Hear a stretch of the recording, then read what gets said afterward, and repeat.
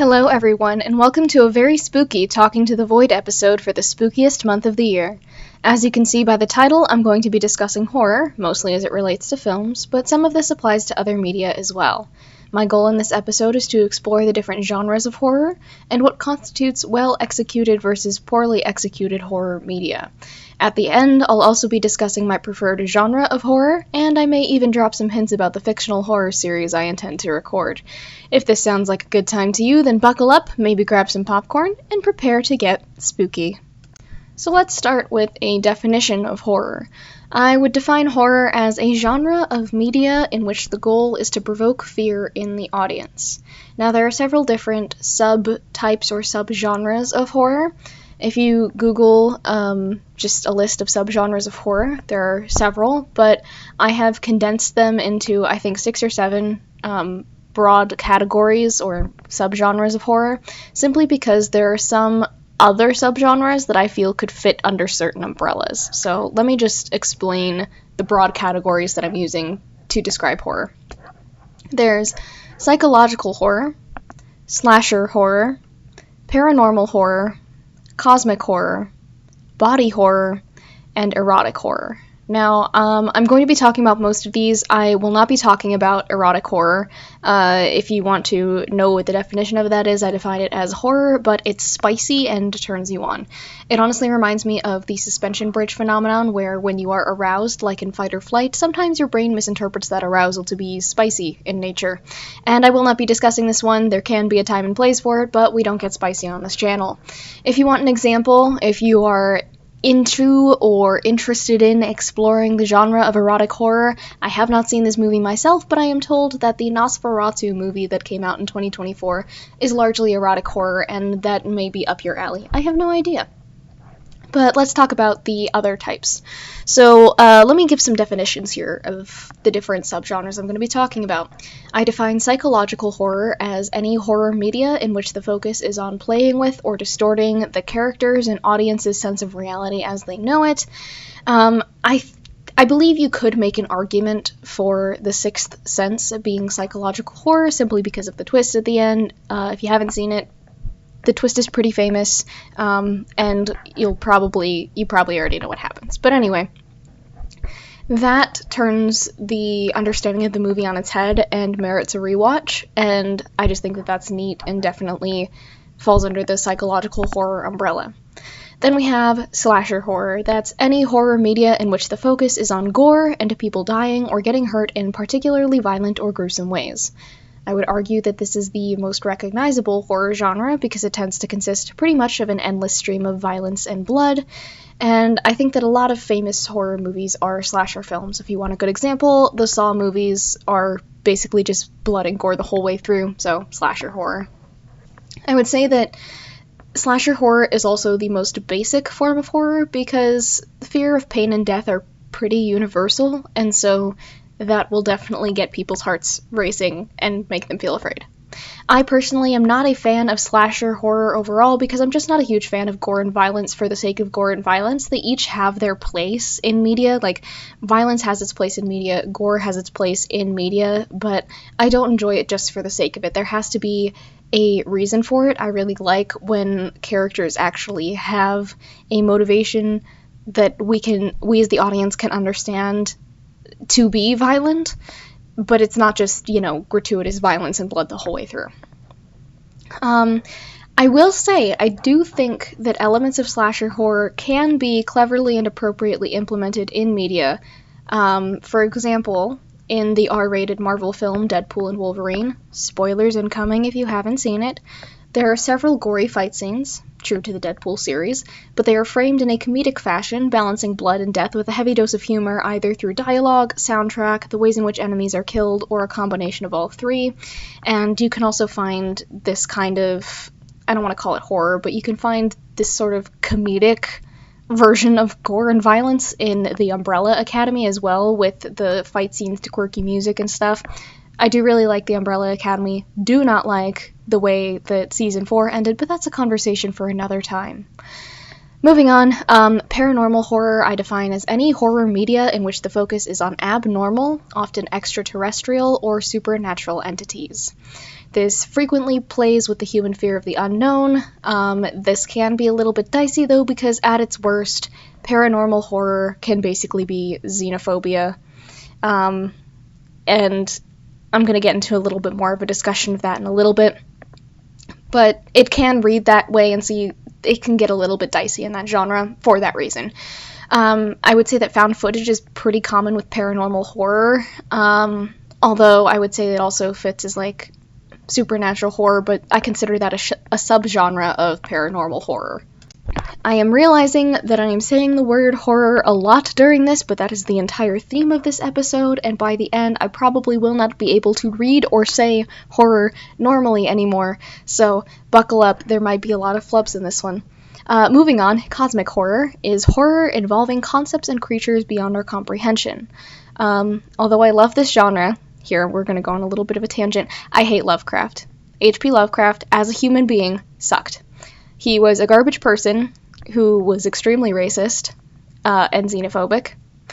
And yeah, so even though he is often credited as, I don't want to say like necessarily starting the cosmic horror genre, but a lot of really famous cosmic horror comes from Lovecraft. Think of creatures like Cthulhu and stuff, who's arguably the most well-known of his creatures, I would say. But yeah, cosmic horror and paranormal horror can go into some uncomfortably xenophobic and racist territory, unfortunately.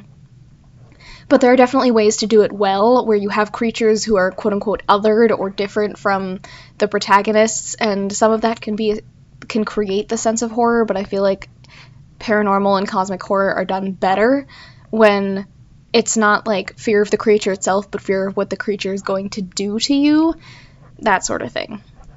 We could get into a whole discussion, but I'm going to try not to, soapbox this whole thing. So, I would say the funniest example I have ever heard somebody give to explain cosmic horror was saying that the Lego movie was cosmic horror, which arguably is true, because, again, cosmic horror defined as horror involving concepts and creatures beyond our comprehension, or perhaps more accurately, involving concepts and creatures beyond the protagonist's comprehension. Again, the Lego movie.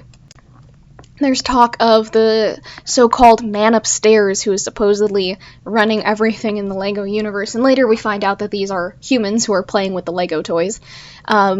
But there is that element of cosmic horror in the Lego movie, which is probably my favorite thing ever because it's such a silly, goofy movie, but has that horror undertone and could have been a horror movie more so if they had really gone full on with the whole creatures beyond our comprehension moving us. I mean, you get a little bit of that towards the end with the final confrontation, but overall, I think we can all probably agree that the Lego movie is not as a whole cosmic horror, but it has elements of cosmic horror in it. But that's my favorite example. Moving on to our last genre that I'm going to talk about, body horror. Horror involving the distortion, metamorphosis, or destruction of the human body. Some examples that I can think of, though I have not watched either of these, are The Human Centipede, as an example of body horror, and Jennifer's Body. It's in the name. I don't know how I feel about this genre, admittedly. Sometimes I like it because there are elements of it where it's like, ooh, okay, creepy, gross, bad. This is definitely helping to create the atmosphere, but sometimes it just gets a little bit too gross. I mean, I feel like if I were to watch some stuff now with, like, my deepened knowledge of the human body through my education, I would probably laugh at some of the stuff because it's just not possible, and sometimes it can veer quickly into humor or comedy because it's just not feasible and it's not done well. But as a whole, I'm really on the fence about this genre. Anyway, I would like to clarify that it's important to note that these broad categories of horror can be combined. They are not separate entities, and often, even when a piece of horror media predominantly falls under just one of these categories, it still uses bits and pieces of other horror genres to round it out. These genres do not exist in a vacuum, and we should not expect them to. There's going to be overlap between them for the most part. I don't know if I can think of any horror movie that is purely just one genre, because I would argue that there's an element, there can be elements of psychological horror within slasher horror and such, just as an example. Something else that I really wanted to talk about in this episode is horror and comedy. So the line between horror and comedy is thinner than any of us would like to admit. Think about it. Whenever a piece of horror media is poorly executed, it tends to be laughable. There are some times where bad horror is just flat out boring or plain stupid, but a lot of times the parts that are meant to be scary end up being funny because they weren't executed properly. Sometimes the scene wasn't framed or edited right, the dialogue is bad, or the villain just isn't scary. Now, there is a genre of horror called comedy horror, and I didn't include it as its own genre because I think that it's more of a theme that can be applied to any of the existing horror genres. As an example, you can easily turn slasher horror into comedy by changing how it's edited. If you add in a peppy soundtrack, adjust the lighting and tone of the scene, and slightly tweak the circumstances, you can easily end up with a comedic slaughterfest. You can also easily turn comedy into horror. I kind of already said this, but we're going to go over it again. Take my favorite example of cosmic horror, the Lego Movie. While it technically counts as cosmic horror by definition, it's largely a comedy. There are large and important forces at work beyond the comprehension of the characters, but the focus is mainly on things happening in their world, which are bright, fun, colorful, and comedic for the most part. You could easily turn the Lego Movie into a horror film by taking away the bright, colorful, fun settings and comedy, and focusing more on the fear instilled in the characters by the existence of the quote-unquote man upstairs who ultimately controls their world. So to summarize, the key difference between horror and comedy is mood/tone, focus, and editing. Another great example of the difference between horror and comedy is playing a horror game versus watching somebody else play the horror game. When you're the one playing the game, at least if it's a decent one, you're immersed in the world, always worried that something could be lurking around the next corner. Your fight or flight system might be engaged, and you're ready to hit the right button to run at any second. Now, when you're watching somebody play a horror game, you're a step removed from the situation. You're getting their live reactions, and you're not in charge of whether your character lives or dies. You're able to laugh at jump scares and the goofy, startled reactions of the person playing the horror game because you're reminded that it's just a game, and you're not the one controlling what happens.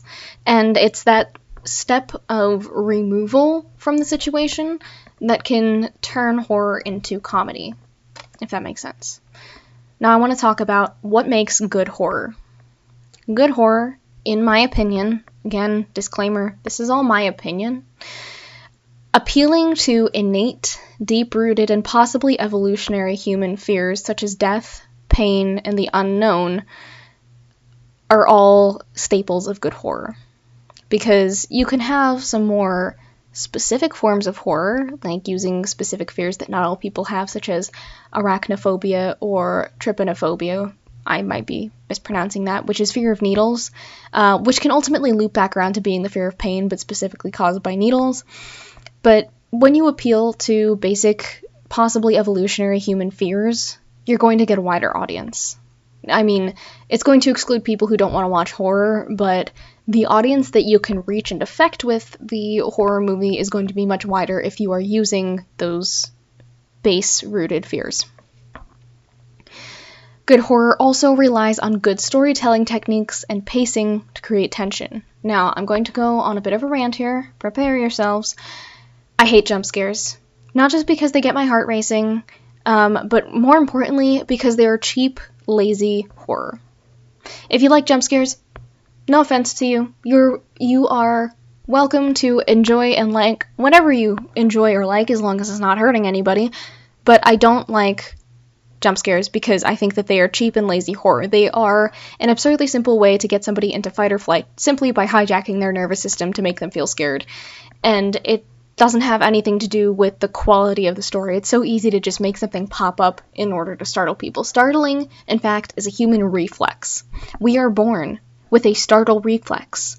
Now, it gets integrated into our system as we get older, but the fact that we are born with a startle reflex and the fact that it's so intrinsic to our nature suggests that that's a really cheap and lazy way to hijack our nervous system to make us feel scared. And that frustrates me because good horror, if it's actually good, should not rely on cheap, lazy mechanics in order to get there.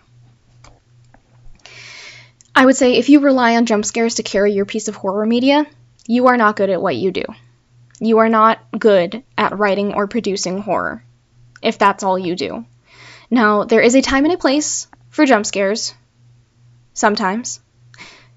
They're not my favorite, but there is a place for them.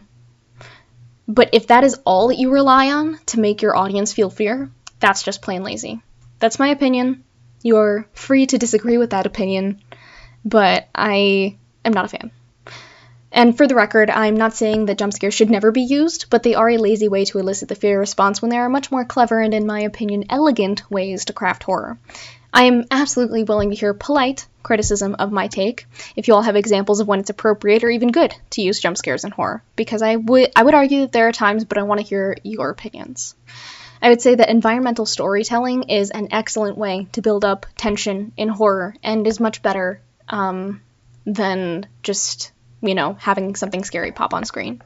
So to clarify, environmental storytelling is using aspects of the setting to give the audience information. For example, bloodstains on a wall where it says, "Beware of dog," or graffiti or marks left behind by previous victims, essentially implying that there's something sinister happening here, something bad has happened here, without, some character being like, "Oh, well, you should never go in the abandoned mines because people have come in and never gone out." Instead of just having a character relay that information to us verbally, why not make us feel it by having somebody decide to go into the abandoned mine, and then they see things left behind by people who wandered into the mine. Maybe they find a child stuffed animal that is covered in dirt not far into the mine, and you start to wonder what happened to that child.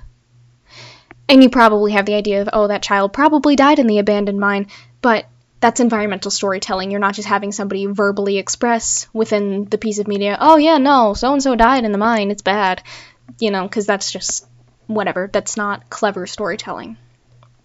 I would say that, especially in movies, if the piece of media involves audio, there are certain audio tricks and cues that can be used to build tension as well within a scene. In well-written scores, there is a sense of movement, a process of building up tension and releasing that tension, usually through clever chord progressions. I can't talk. These can be useful to help increase the sense of tension that the audience is feeling without necessarily showing or telling them anything in particular. It's just sort of this background bit that's sort of feeding into their subconscious. I would say discordant or unpleasant sounds can also help build the tension because it just sort of grates on your ears and nervous system and puts you a little on edge. So that's another way to do it. Increasing the tempo can increase the audience's heartbeat. And then this is my favorite example of clever audio tricks. This is technically an auditory illusion that is used sometimes in soundtracks to build a sense of tension. They're called shepherd tones. If you're not familiar with shepherd tones, they're a specific type of musical tone that gives the sense of rising and falling despite the note itself not actually changing. And I say note, but it's technically a chord and then a series of chord progressions that, when played on a loop, either sound like they are constantly rising in pitch or constantly falling in pitch. And even though the chords are staying the same the entire time, it's the exact same series of chords, if you play that on repeat, it'll make your brain think, oh, it's still like going up or still going down. There are some great examples on YouTube. Do be warned, this, I have heard at least, I have nothing exactly to confirm this, but I have heard that listening to shepherd tones for too long can drive you insane, so take that with a grain of salt. Be careful out there, folks. But I think it is really neat. I did go and listen to some examples of shepherd tones, and I was like, oh, that's spooky, because I wanted to experience it for myself. And it is really neat. Just maybe don't listen to it for a prolonged period of time. And while I did not see this movie, I know that this movie became famous for several reasons, but one of those is that it used shepherd tones in the soundtrack to build the sense of tension, and that movie is Dunkirk.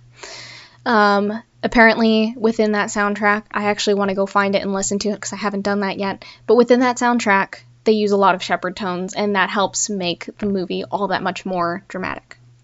There are also some examples of soundtracks remixing sounds like screams as part of the score, and I think that's both clever and terrifying, and you can do that with other sounds as well.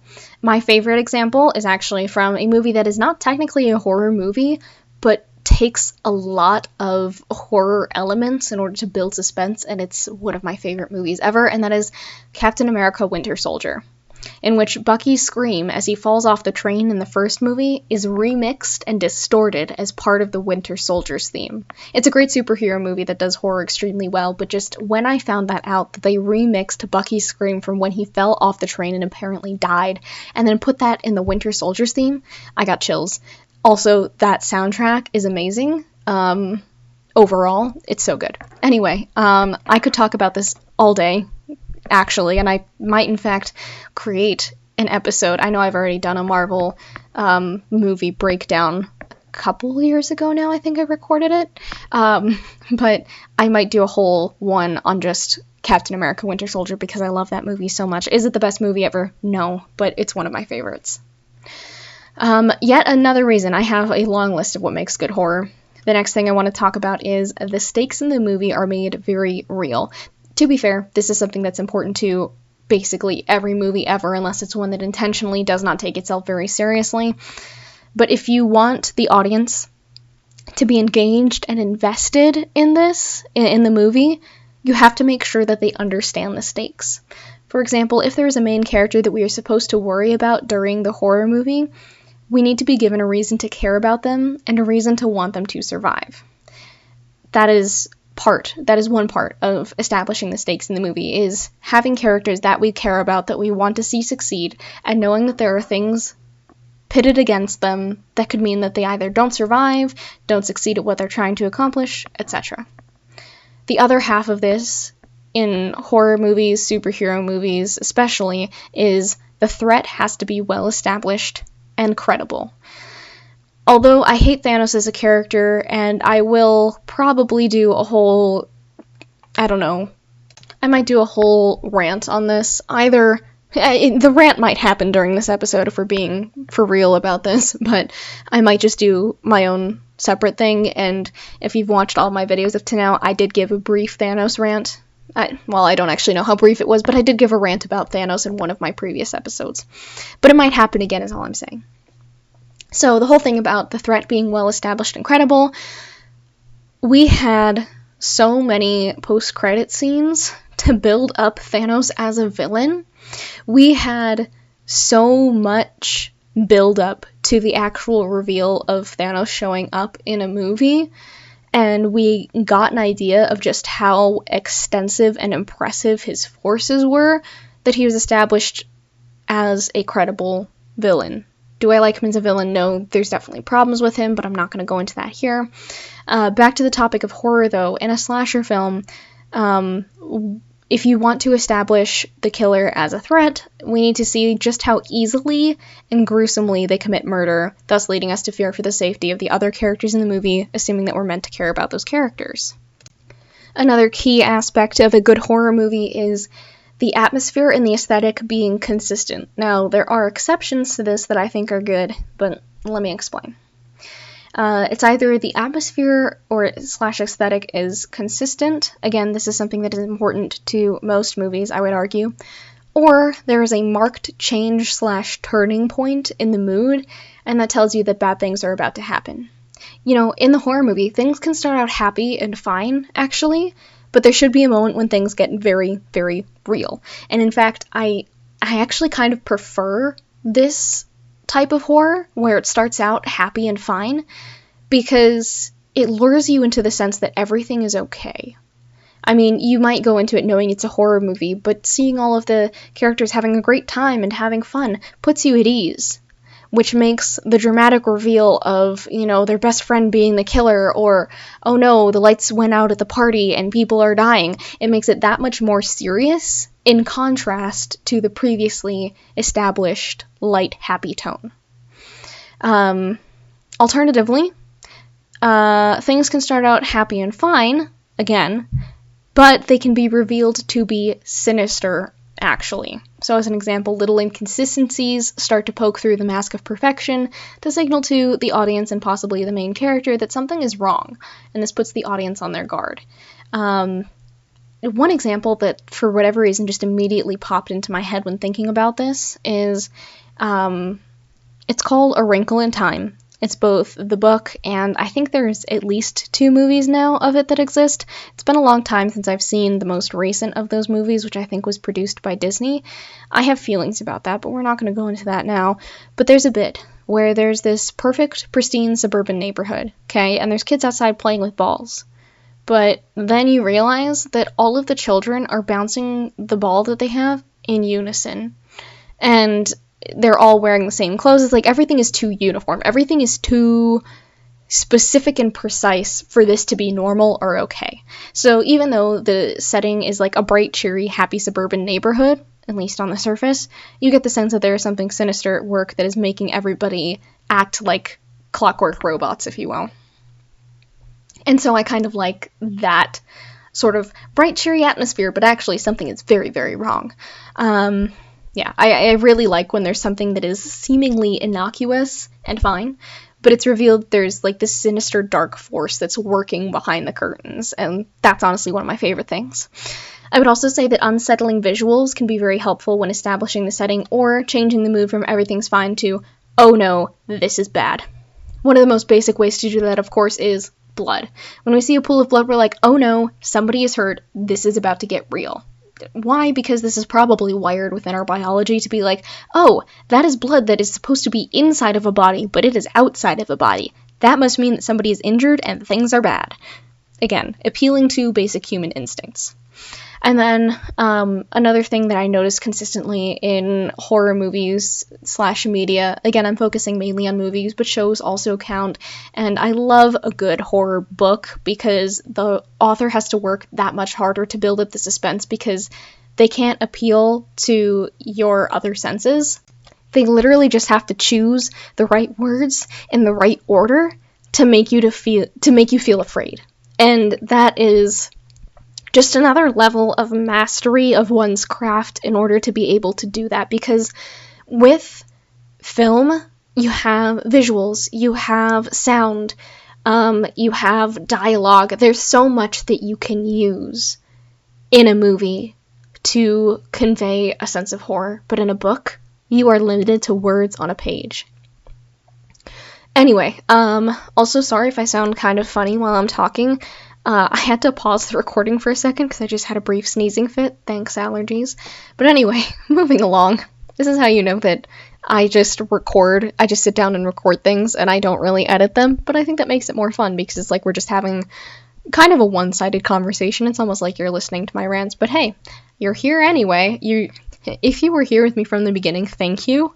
And also, if you're still here, it must mean you enjoy listening to my rants. So, thank you for listening. And now we're going to do a little bit of a sidebar here. This is another thing. There's so many things in this that could be their own individual videos. I could have whole podcast episodes just about these things, but I just want to talk about them in this context. So another thing that can contribute to good horror is the concept of information hazard, which I would define as simply knowing something puts you at risk of harm. There is an example out there called Rocco's Basilisk, and I forget exactly when this made its first appearance on the internet, but it was a thought experiment that somebody put on a forum where I think they just did primarily thought experiments, primarily revolving around, I think, AI and technology and such. If you're not familiar with Rocco's Basilisk, I'm going to do my best to explain this, but if you just read the Wikipedia article, you'll probably get a decent idea of what it was, but I am going to try to explain it briefly here. So as I said, Rocco's Basilisk was a thought experiment, and this is what it was.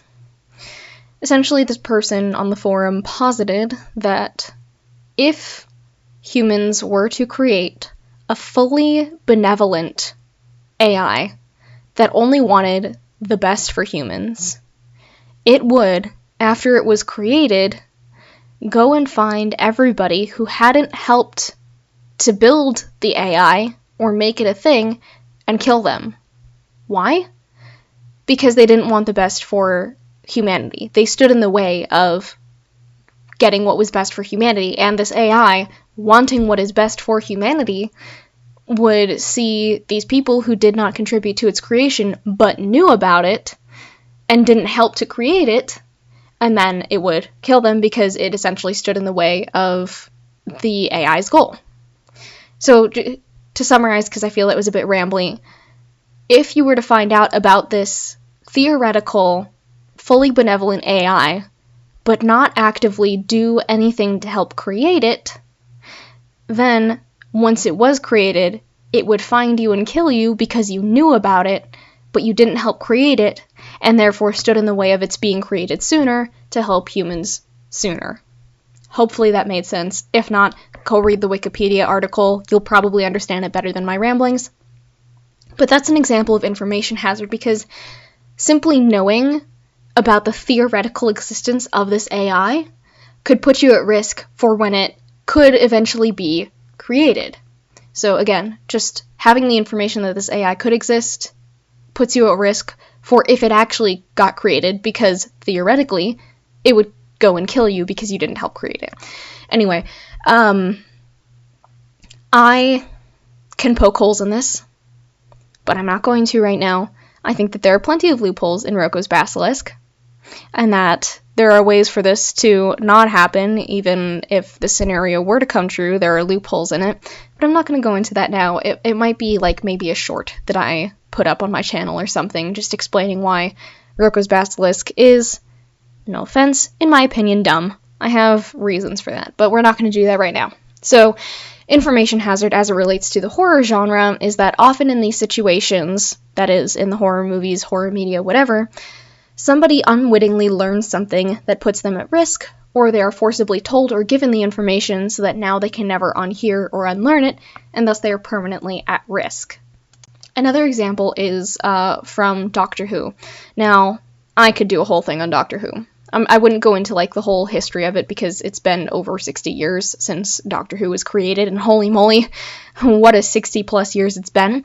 But Doctor Who does horror really, really well. Now, the episode that I'm going to mention, of course, is not the best example of horror within Doctor Who. If you want a really good example of horror in Doctor Who, Blink is pretty good. That's an episode with the 10th Doctor. Another really good one is, what's it called? Silence in the Library. That arc I really liked, but that's not the one I was going to mention. It was called Midnight, and apparently they recently made a sequel to the Midnight episode with the 10th Doctor, now made with the current incarnation of the Doctor. I have not watched it, but I would like to, because Midnight is just, it's so good. I would say that is suspense horror, so like psychological horror. There's a huge psychological horror element in the episode Midnight with the 10th Doctor, but also paranormal / cosmic horror, because it's never determined or resolved. Like, you never actually find out what was behind the strange things that happened during that episode, and that just makes it all the more creepy, and I love it for that. But anyway, I'm going on so many tangents. This is probably going to be a very long video, but as long as you guys enjoy it, that's what matters. So, back to the whole information hazard thing. The Doctor Who example I'm going to give is a 12th Doctor episode called Sleep No More. It's not the best episode in my opinion, but there's a great example of information hazard at the end. At the end of the episode, there's a recording made by, who I'm just going to very generically call the evil scientist. I don't remember the character's name. He says you're essentially watching found footage of him, and he says in this found footage bit at the very end of the episode that he included an electronic signal in the message that you are currently watching that has already been transmitted into your brain just by watching the video, and now you're susceptible to being turned into one of the dust creatures from that episode. So that's an example of information hazard, because just by watching that video you are now put at risk of succumbing to this other fate. Now, I have a love-hate relationship with the concept of information hazards. They can be done really well. I would say that the example that I just gave from Doctor Who is a decent example of information horror. But there are a lot of times dumb loopholes with stuff, and the information hazard thing sets up some very all-or-nothing stakes that I feel can be just kind of annoying. So, to be honest, when I watched Sleep No More, the 12th Doctor episode from Doctor Who, I was spooked by it, I would say. Granted, I was a lot younger when I watched that, but I was a little bit spooked, but mostly annoyed. but part of that might just be that I find the scientist guy annoying. It's another story. I would say also that a key aspect of making information hazard in horror and in general a successful thing is the news has to be delivered in the right manner. I'm trying to figure out how I want to explain that. Basically, it can't be dumb. That's a cop-out answer, but the news can't be delivered in a dumb manner. It should be more like, as an example, we're going to dive into fantasy for a second here to explain information hazard. Somebody finds a book, they read the book, they learn, and they have forbidden magic bestowed upon them simply by reading the book. They may not know that at the time, but then somebody could be like, oh, you read that book? Now you are cursed, that kind of thing. That's kind of an example of information hazard, because they didn't know when they picked up the book to read it that it would curse them. But now this person is like, well, you're cursed. Here's what we can or cannot do about it. And I would have that in this theoretical fantasy setting that I'm thinking of right now. I would have probably somebody close to the person who read the book deliver this news to them so that it's all the more impactful from both a character and audience perspective. But anyway, another thing that I could go on for ages about, but we're not going to because I want this episode to be sub 2 hours. I am not planning on doing an episode as long as my very first Talking to the Void episode. So now I want to talk about some pet peeves that I have with horror media. I'm not going to go on the rant again, but my number one pet peeve is, drumroll please, jump scares and cheap horror. I just don't like it. We're going to move on because otherwise I'll go on my rant again. Another horror media pet peeve, sometimes it's just too improbable or unrealistic, even within the established boundaries of the world. Now, some horror takes place in a setting with different rules and norms from our world. Fantastic, excellent, great. I love when people come up with their own setting for things, because a lot of horror takes place in the real world, but with, supernatural and paranormal and cosmic horror elements thrown in. But I think it's really neat when somebody transplants the horror genre to just a completely unfamiliar setting, like on another planet with another species, but manages to still make it relevant to us. I think that's just clever. But the issue that can happen in all horror genres, but especially in worlds that have their own rules, is they're doing fine until they break their own rules that they set for the world that this takes place in, because it shatters the realism and credibility that they worked so hard to build and makes the established stakes basically worthless. Now, this is a problem that you can find across all genres of media, not just horror. In fact, there are plenty of examples where the creators, for whatever reason, decided to break their own world-building rules, either consciously or not, and it ruins the credibility of either, at best, the moment at which the rule is broken, or at worst, the entire series, franchise, whatever, that they worked so hard to build, because they just broke their own rules, and now nothing makes sense now that we know that this rule is not actually true. Now, you can break established rules in a way that works, but you have to be very careful. You have to have a very good reason for, what's the word that I want? You have to have a very good reason for breaking the rules that you set up in this world. As an example, if you say, oh, well, this creature's weakness is this, and then you find out, oh, this creature's not actually weak to this, you have to have another weakness for this creature that makes more sense, and it has to be explained in some way or other. You can't just be like, oh, well, so-and-so's invincible now, and we're not going to explain that. You have to have good explanations for everything is really my point, and this is true not just for horror, but, for all genres of media. Some examples of the improbable stuff that kind of irritate me, which I already mentioned, are somebody has too much plot armor or is overpowered. Like, there are some places where I'm like, okay, that feels a little bit plot armory, but hey, I suppose this character could have survived the situation given X, Y, and Z about them. And then I'm like, okay, you know what, I can forgive that. But there's a certain point where I'm like, no. Even with this character, with their abilities, there is no way they could have been able to do that. I can't I can't feel like the story is credible anymore. I can't, like, keep reading, watching, consuming this, because the rules of the world have been broken so thoroughly, and this person has so much plot armor that I have no reason to be invested anymore. Another example, which is like the opposite of this, but that also pisses me off, is somebody trips and falls while being chased by a killer, and that's how they die. It's not unrealistic per se, it's entirely possible for somebody to, oh no, we're running through the woods are, uneven ground, oh no, I tripped over a rock, oh no, he's caught up with me because he was right behind me and I tripped over the rock and now I'm gonna die. Like, it's not unrealistic, that's not the issue with it, it's just a really dumb way to go out, and it's a cheap way to get rid of a character, especially one who is integral to the story. Now, there is something to be said for the shock value of a character dying in a very, I guess, mundane way.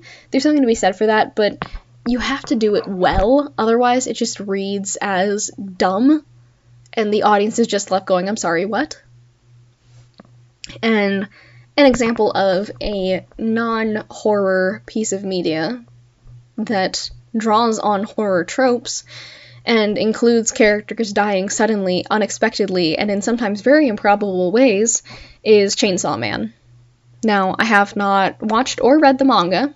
I haven't watched the anime or read the manga, but I have a friend who's very into it, and I did some research, because whenever my friends are into something and I have no intention of reading or watching it, I do a little Google search to figure out more about what they like. That way I can talk to them about it, at least somewhat intelligibly. Okay, that's just a thing that I do. But when I was reading about it, I heard about some of the ways that characters died, and some of it is like, yeah, okay, this makes sense, this works for their character, this is realistic given the boundaries of the world, but there is at least one in particular that I can think of where I'm like, really? That's how that person died? Of all the things that they have been through, and all the ways that they could go out, that is how the author chose to kill off this character?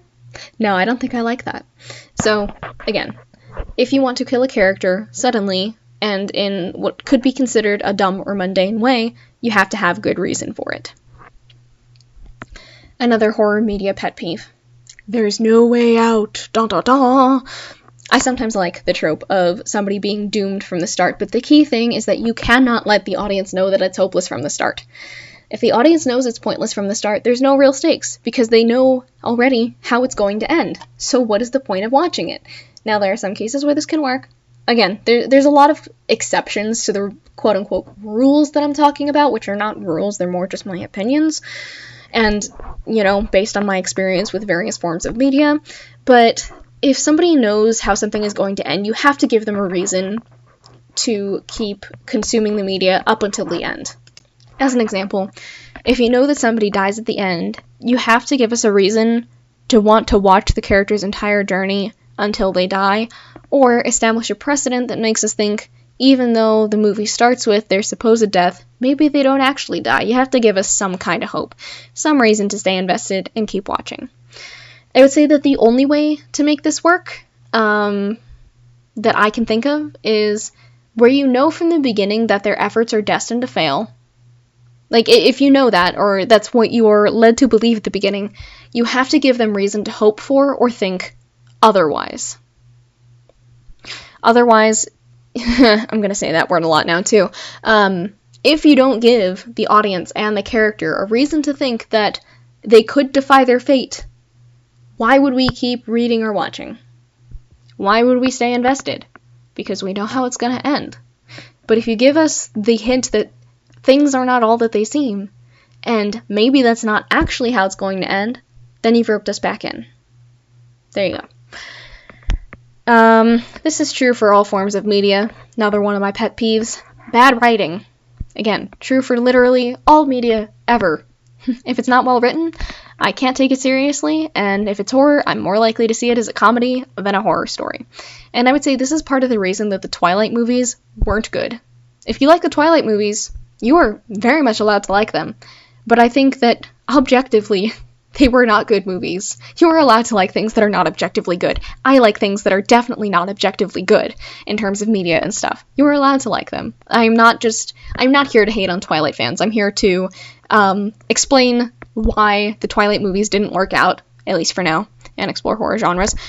But I think there's a very good reason why they didn't work, And there's a way that they absolutely could have worked.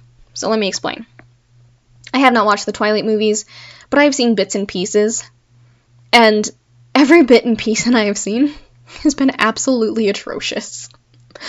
And the reason is that it takes itself too seriously. If it didn't take itself so seriously, and we could appreciate it as comedy instead of drama, it would have worked better. So, as an example, there's somebody on YouTube called Magic by Michaela, Michaela being spelled Mikaila. I don't think she has any idea who I am, but this person has, she has this whole series where she claims that the Twilight movies weren't bad, they were just edited incorrectly. And she re-edits bits and pieces of them with comedy in mind and puts a sort of The Office-style spin on it, and they're hilarious. They're excellent. Like, if this is how the Twilight movies were actually made, I would watch the heck out of them, because they're hilarious. If Twilight had not taken itself so seriously, if it had taken the comedy route, it would have been so much better, in my opinion. But again, that's just my opinion. You're welcome to like what you like. These are just my thoughts. Another thing that is a problem in all kinds of media, not just horror, is it's too predictable. There's something to be said for framing things so that the audience can figure something out before the characters do, but when it's not done correctly, it just makes the characters look dumb, which stops the audience from rooting for them, and it bores the audience. So as an example, let's just say that there is this mysterious box that the main character gets, and they have to figure out how to open it. We as the audience are given clues and bits of information that can help us to also kind of play along and solve the puzzle that will help us to open this mysterious box. But if it's a really obvious thing, like, say, a Caesar cipher, and on the box it literally says A equals C or something, come on. I would be the kind of person to pause the movie right there, solve the Caesar cipher, and be like, wow, that's really not that hard of a puzzle. Why did it take the characters 50 minutes to figure this out? See? This ties into my quote-unquote no way out point as well that I mentioned. If we know how something is going to end, we're not going to be invested in it anymore. There are some people who can still enjoy something while knowing how it ends. I am one of those people, sometimes, but knowing how something ends tends to remove the suspense that's key to a good horror film. Like, if you know that the killer is lurking around the next corner already, you're not going to be scared, or at least you're not going to be as scared when the protagonist accidentally bumps into him, because you already know what's going to happen. That said, there's this little thing called dramatic irony that, if done right, can have incredible payoff. With dramatic irony, the audience knows how something is going to end, but the characters don't. And although the suspense of not knowing the end result is ruined, there's a different kind of suspense in waiting for the characters to experience the thing that you know is coming. This is one way in which the quote-unquote doomed from the start narrative can actually work. In this case, the suspense comes from the fact that you know something that the characters don't, and you're waiting to see how it all turns out when they figure out that the thing that you already know, but they don't. I feel like I'm not going to do the best explanation of how dramatic irony works, but there's a YouTube channel that you may or may not have heard of called Overly Sarcastic Productions. They are amazing. I love all of the stuff that they put out, and they have an excellent video on dramatic irony that I'd highly recommend because they will explain it much better than I do and give some excellent examples of how dramatic irony works. And yeah, I love all their videos. Go check them out. For the record, all of the people that I'm mentioning in this video are not sponsoring me. Don't know who I am for the most part, or most likely at least. I'm assuming they don't know who I am because I'm a small YouTuber. But I wanted to mention them because they're great at what they do, and they're more content that you can consume. Now, there are a lot of tropes out there. There are a lot of trope names. I don't know if this is considered a trope or if there is a name for it, but I'm going to call it the rubber monster trope. Why? Because unconvincing special effects ruin the vibe. I think that's pretty self-explanatory. This is part of why some old horror movies just aren't as scary.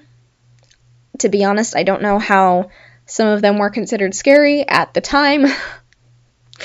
But they're extra not scary now. For example, Creature from the Black Lagoon. The creature is very clearly a man in a rubber suit. It takes away from the realism and immersion, making some of the scenes comical rather than scary as they were intended. In modern horror films, we don't tend to run into that as much, assuming that the movie has a decent budget, but sometimes bad CGI instead kills the vibe instead of a crappy costume. But I'm going to call that the rubber monster effect for now, unless I find out from maybe you guys, maybe from the internet, that there is actually a name for this trope, and it's not the rubber monster trope. But I'm calling it the rubber monster trope for now. Another thing is over-reliance on special effects. Good special effects have their time and place to really make a film, obviously. However, when there is too much CGI, it's just not believable anymore. Practical effects are not only way cooler, they're also way more believable when executed properly. Now, unfortunately, I do not remember the name of this film. I have not seen this film, but I have seen this one very specific scene from a film. It's a small horror film, maybe indie, had Oscar Isaac in it. And there's a bit where they cut somebody open, and they made it a practical effect. Like, the prop team built a torso, and they made it so that you could actually cut into this fake torso, and then you would be able to see all of the organs and stuff moving inside of this torso, because I think the person was still alive, maybe. I don't know all the context, but I watched, and there were strings attached to the different organs and stuff, and there was somebody behind this fake torso pulling the strings to make it look like this person's guts were moving and stuff. And from the bit that I saw, it was very impressive. I was like, damn, that's really cool. Sorry for the mild swear there. But it was very impressive, and so that's why I really like practical effects at times, if they're done well, like that, for example. And finally, the last thing I'm going to talk about for my horror media pet peeves is bad villains. I could go on and on about what makes a good villain, but suffice it to say that if they're not scary, the horror movie is pointless. Why am I going to be afraid of something that is dumb and not very intimidating? There have been times where bad acting, poor special effects, or crappy writing have ruined an otherwise terrifying character. One of my favorite examples of bad acting that made a character/scene funny instead of intense or whatever is from The Batman in 2022, that movie, the one starring Robert Pattinson, where Paul Dano's Riddler is in jail and he's confronted by Batman, and I'm laughing just thinking about it, because it's the bit where he goes, no, no, no, no, no, ah, and then just screams. I can't take it seriously. I've Googled that scene multiple times just to rewatch it because it cracks me up consistently every time. Also, I'm sorry if me screaming into the mic was loud. In real life, I was not screaming that loudly, but it was so funny.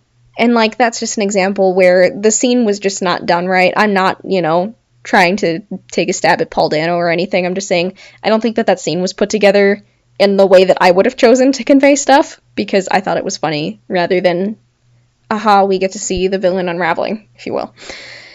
I could make a whole episode on what makes a well-written and believable villain, and in fact, I kind of did. I talked about morally gray people in one of my previous videos, but I may do a separate one on villains, so I'm not going to talk about bad villains anymore here. Now I want to talk about my favorite bit, which is the kinds of horror that I actually like. So, never in my life when I was younger did I ever think that I would say that I liked horror at all, in any of its forms, but I do, and let's talk about it. I very specifically like the subgenre that I call liminal space horror. It could technically fit under psychological, paranormal, or cosmic horror, depending on the way it's framed, but I like it best when it's put under the umbrella of psychological horror. I just really like the idea, or like the concept of the backrooms, but I like it even more without the entities. I know the entities are there for like intensity and jump scares and stuff, but I like the idea of the backrooms just existing as a thing without anything else in it, because it's both peaceful, and I like the peaceful aspect of it. In fact, a lot of times when I'm studying or just chilling or writing or something, I'm listening to liminal space themed playlists because they're cool and I like the vibe. But as it is equal parts peaceful and potentially terrifying, because you are trapped all alone by yourself in an infinite space outside of reality. It's peaceful because you're all alone in there's nothing to disturb you, but it's terrifying because if you follow the backrooms lore, you might be stuck in there for the rest of your life unless you find an exit. Generally speaking, I really enjoy psychological horror, but I have to be in a very specific mood to consume it if it's not the backrooms. I can consume Backrooms content at just about any time of day or night and enjoy it, but other forms of psychological horror I have to be a little more mentally prepared for. So things like liminal spaces in the Backrooms can also be part of cosmic horror because they're infinite and it's difficult to fully comprehend infinity. Shout out to Gojo's domain expansion in Jujutsu Kaisen, where he forces people to try to comprehend infinity.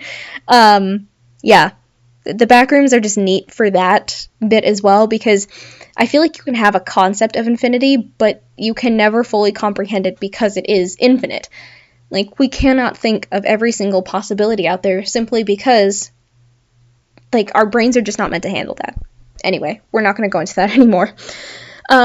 Something else that I really like in horror, as sort of a counterpoint to me talking about bad villains, is I also really like sympathetic villains when they're done right. Real quick, spoilers ahead for the first movie in the Friday the 13th series. I think Pam was justified in her killing. Is murder the solution to everything? Absolutely not. I am not condoning her actions, but for a villain in a horror movie, I think Pam is a sympathetic villain, and I love that.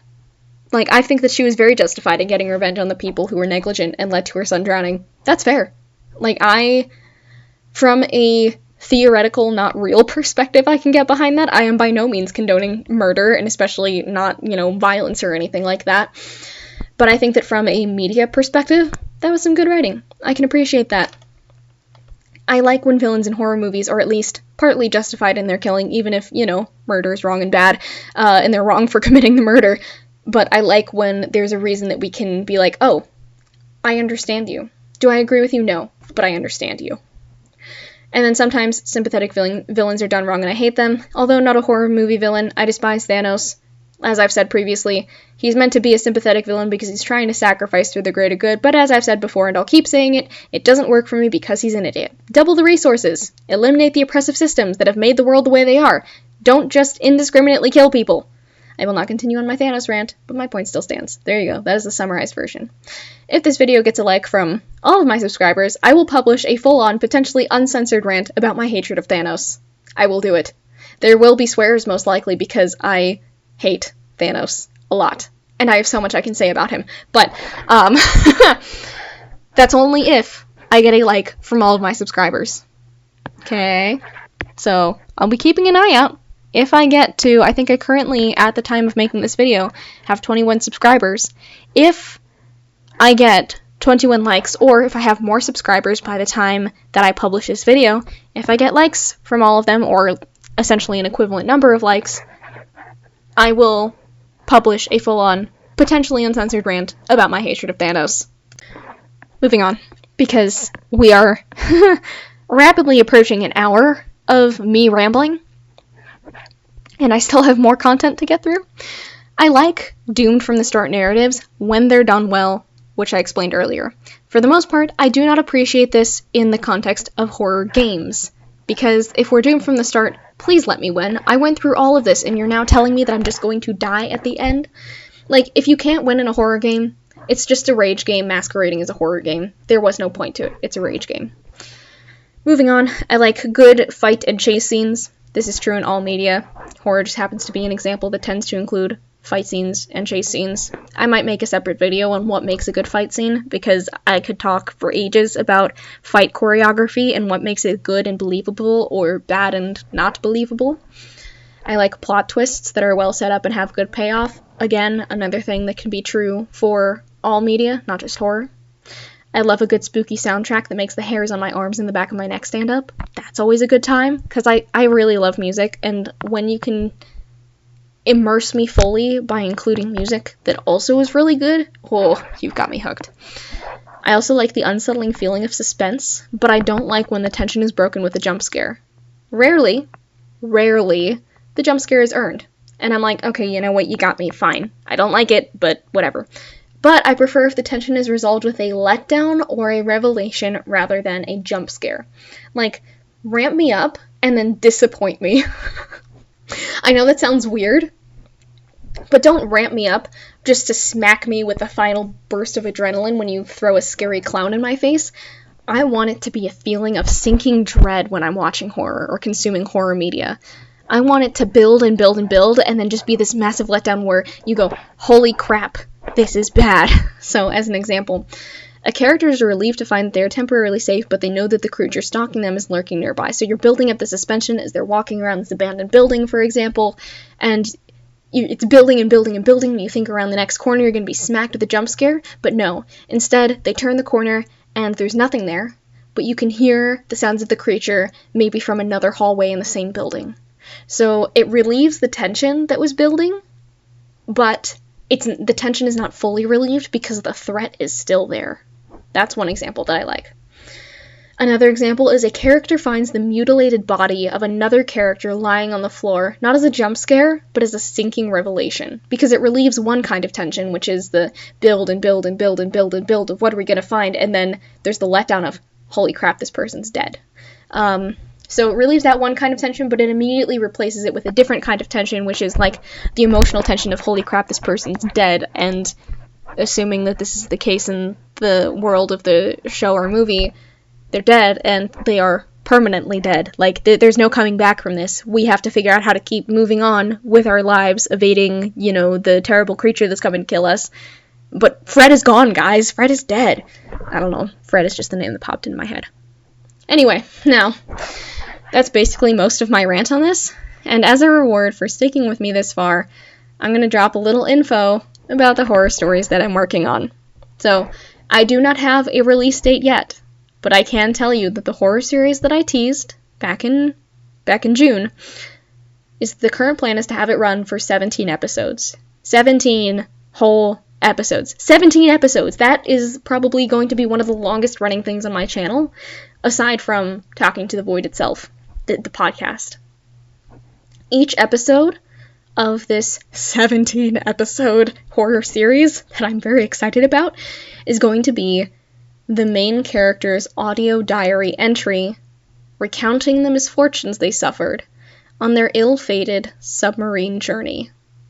I'm not going to tell you any more about that for right now, but yeah, I'm very, very excited about the series. I plotted the whole thing in one night, really late at night, because I had inspiration, and it just kept coming, and I planned the whole thing. I still have to write it and record it, but that is the gist of what will be coming to this channel sometime, hopefully, relatively soon. Hopefully within the next year, we'll say that.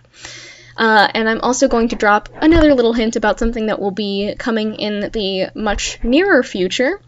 So keep an eye out during the month of November for a very special little thing that I will be doing for the holiday season.